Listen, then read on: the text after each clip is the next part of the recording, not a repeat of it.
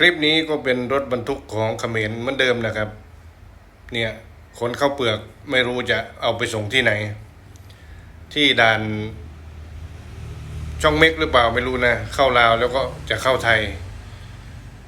แต่มันเกิดอุบัติเหตุนะครับ ชนเข้ากับขอบราวสะพาน เทกระจาดทิ้งหมดเลยนะครับ เสียหายหมดเลยข้าวเนี่ย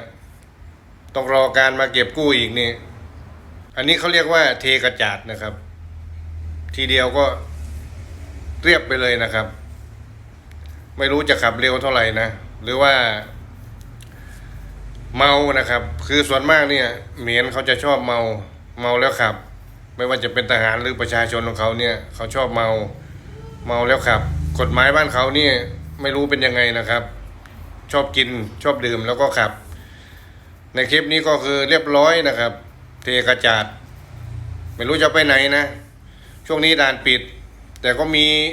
คนรับซื้ออยู่ទី2លាម៉ោង10ករណីឡានបុកស្ពានស្ទឹងយ៉ាល់តិចអស់មកក្បាលវាអងឡានដាក់ស្រូវបងប្អូនណាមិនចង់ថាជួយទិញស្រូវទិញអីដែរណាតិចអស់ម្ចាស់ឡានយប់មកប្រហែលចាស់ឡានហ្នឹងដែរ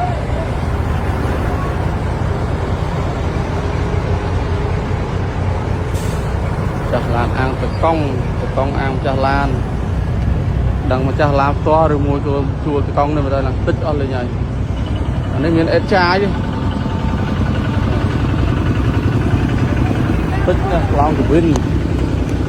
នៅភូមិមានស្រុកព្រៃឈរខេត្តកំចាមមានទឹងយ៉ាវជាប់នឹងពន្ធនាគារខេត្តកំចាម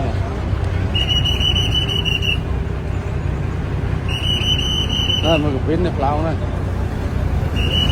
ឡងកវិនណាវិញឡើងឡានណាតកង់អត់អីតកង់លឺថារត់អ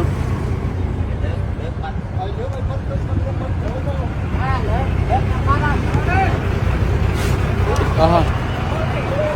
ស្រូវចាស់ស្រូវអើយមកកាប់ស្រូវហ៎